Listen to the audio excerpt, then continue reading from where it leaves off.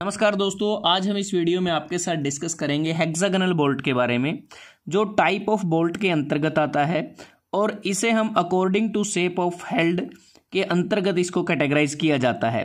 Hexagonal bolt एक mechanically external threaded fastener होता है और ये मोस्टली बहुत ज़्यादा इस्तेमाल होने वाला बोल्ट है, जो स्टील या फिर स्टेनलेस स्टील का बना होता है, जिस पर कोटिंग भी की जाती है ब्रास की, ब्रोंज की, जिंक की, ताकि इसको रस्टिंग से बचाया जा सके। अब बात करते हैं कि इसका जो प्रयोग है वो क्यों किया जाता है। हेक्सागोनल बोल्ट का प्रयोग मशीन्स में या फिर इंजीनियरिंग वर्क्स में दो या दो से ज़्यादा पार्ट्स को आपस में ज्वाइन करने के लिए इसका इस्तेमाल किया जाता है। जैसा आपको इस डायग्राम में दिखाई दे रहा है कि एक पार्ट ये है, दूसरा पार्ट ये है, जिसे एक हेक्सागोनल बोल्ट की मदद से ज्वाइन किया गया है। और जो हमें हेक्सागोनल बोल्ट नट और वॉशर से हम जो भी ज्वाइनिंग करते हैं, फास्टनिंग करते हैं, वो टेम्परेरी फास्टनिंग होती है, वो वेल्डिंग की तरह परमानेंट फास्टनिंग नहीं होती। और इसके द्वारा हम वुड को वुड के साथ, वुड को मेटल के साथ या मेटल को मेटल के साथ, मतलब कि अगर एक मेटल का पार्ट है उसे दूसरे मेटल के पार्ट के साथ ज्वाइन कर सकते हैं, वुड के पार्ट को मेटल के पार्ट के साथ ज्वाइन कर सकते हैं, या फिर वुड के पार्ट को वुड के पार्ट के साथ भी ज्वाइन कर सकते हैं। अब बात करते हैं हेक्सागोनल बोल्ट, इसका नाम कि हेक्सागोनल, कि इसका जो हेड होता है ना, उसकी जो शेप होती है वो हेक्सागोनल होती है। अगर आप इस डायग्राम में देखें कि ये एक हेक्सागोनल शेप है, अगर आप देखें इसको हेड को, और इस बोल्ट को हम दूसरे नाम से भी जानते हैं, जिसमें हेक्स बोल्ट के नाम से भी इसको जाना जाता है, हेक्सागन हेड बोल्ट के नाम से भी इसको जाना जाता है। अब बात करते हैं कि ये जो हेड होता है ये बेसिकली हम जो स्पैनर रेंचेस की मदद से इसको टाइट कर सकते हैं। तो बेसिकली जो हेड है ये एक ग्रिपिंग पोर्शन प्रोवाइड करता है स्पैनर के लिए, रेंचेस के लिए। अगर इसके पार्ट की बात करते हैं, अगर आप इस डायग्राम में देखते हैं कि ये इसका हेड होता है, जो हेड की शेप है वो हेक्सागोनल है, और बाकी जो सिलेंड्रिकल बॉडी होती है, अगर आप ये देखें या फिर ये देखें, इसे हम बॉडी भी कहते हैं, इसे शैंक के नाम से भी जाना जाता है और इसको स्टेम भी बोला जाता है। और इसमें अगर आप इन दोनों डायग्राम को देखते हैं तो आपको नज़र आएगा कि यहाँ पर कि जो शैंक है वो फुली थ्रेडेड है, कि इस पूरे पोर्शन पर थ्रेड्स बने हुए हैं, एक्सटर्नल थ्रेड बने हुए हैं। लेकिन इस डायग्राम में आप देखेंगे पार्शियली थ्रेडेड है, कुछ पोर्शन अनथ्रेडेड भी है। तो इस प्रकार से जो हेक्सागोनल बोल्ट हैं वो आवश्यकता के अनुसार फुली थ्रेडेड भी हो सकते हैं और पार्शियली थ्रेडेड भी हो सकते हैं। उसके बाद अगर हम बात करते हैं कि जब भी ज्वाइन किया जाता है बोल्ट की मदद से, जिन पार्ट्स को हमें ज्वाइन करना है तो उनमें पहले होल बनाया जाता है, उस होल से बोल्ट को गुजारा जाता है। उसके बाद फिर नट और वॉशर की मदद से ज्वाइन को, जो ज्वाइंट है उसको कंप्लीट किया जाता है। क्योंकि हम जो स्पैनर इस्तेमाल करते हैं, रेंचेस इस्तेमाल करते हैं, वो बेसिकली बोल्ट, नट और वॉशर, ये जो तीनों एलिमेंट्स हम यूज़ करते हैं, तो वो स्पैनर के द्वारा टाइट किया जाता है या लूज कर सकते हैं जैसी हमारी आवश्यकता रहती है। और जो हेक्सागोनल हेड हम देख रहे हैं हेक्सागोनल बोल्ट में, तो जो नट भी हम इस्तेमाल करते हैं वो भी हेक्सागोनल नट होता है। और जो वॉशर हम इस्तेमाल करते हैं, वॉशर बेसिकली क्यों इस्तेमाल की जाती है, क्योंकि जो वॉशर बेसिकली एक तो कॉन्टैक्ट एरिया को वो इंक्रीज कर देती है, दूसरा कि जब भी कई बार हम मटेरियल को ज्वाइन करते हैं तो उस दौरान अगर कोई सॉफ्ट मटेरियल है, अगर हम सॉफ्ट मटेरियल को ज्वाइन करें और वॉशर का इस्तेमाल ना करें तो वो जो मटेरियल है वो डैमेज हो सकता है।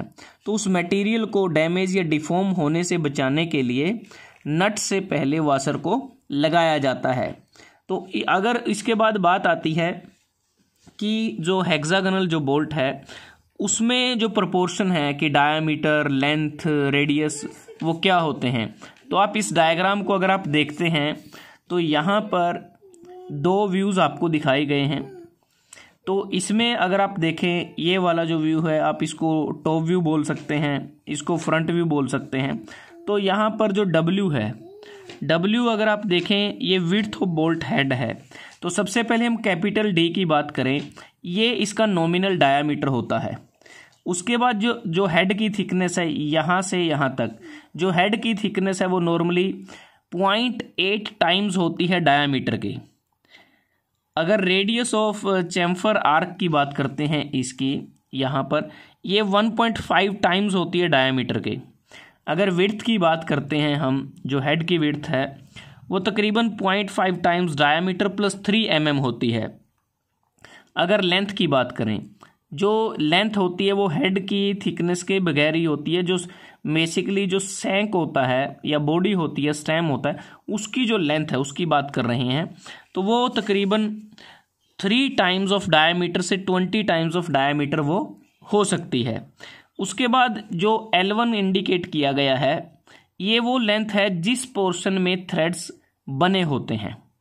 अब ये भी डिपेंड करता है, ये किस पे डिपेंड करता है, जो डायामीटर होता है हमारा, डायामीटर पे डिपेंड करता है L1। तो यहाँ अगर आप देखें, अगर हमारा जो डायामीटर है वो 80 मिलीमीटर तक है, तो उस केस में जो थ्रेडेड पोर्शन की जो लेंथ है वो 2 times of diameter plus 5 mm होगी।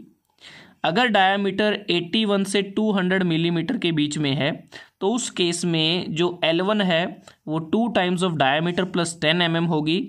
अगर इस पोर्शन की लेंथ, अगर जो डायामीटर है वो 200 मिलीमीटर से ज़्यादा है, तो उस केस में इस पोर्शन की जो लेंथ है वो 2 times of diameter plus 20 mm होगी। तो ये कुछ प्रोपोर्शंस हैं जो स्टैंडर्ड के तौर पर माने जाते हैं बोल्ट के केस में। उसके बाद अगर हम बात करते हैं बोल्ट का स्पेसिफिकेशन या डेजिग्नेशन है वो किस प्रकार से होता है। जब भी हम बोल्ट स्पेसिफिकेशन की बात करते हैं तो उस केस में हम 3 चीज़ों का ध्यान रखते हैं। सबसे पहले अगर हम बात करें, हम देखते वो इंडिकेट करता है टाइप ऑफ थ्रेड कौन सा है, बोल्ट का डायामीटर क्या है और लेंथ कितनी है। तो यहाँ पर आपको कुछ एग्जांपल के तौर पे दिखाया गया है। तो सबसे पहले अगर हम देखें हेक्स बोल्ट M10x40, इसका मतलब क्या है। हेक्स बोल्ट का मतलब क्या है कि ये एक हेक्सागोनल बोल्ट है।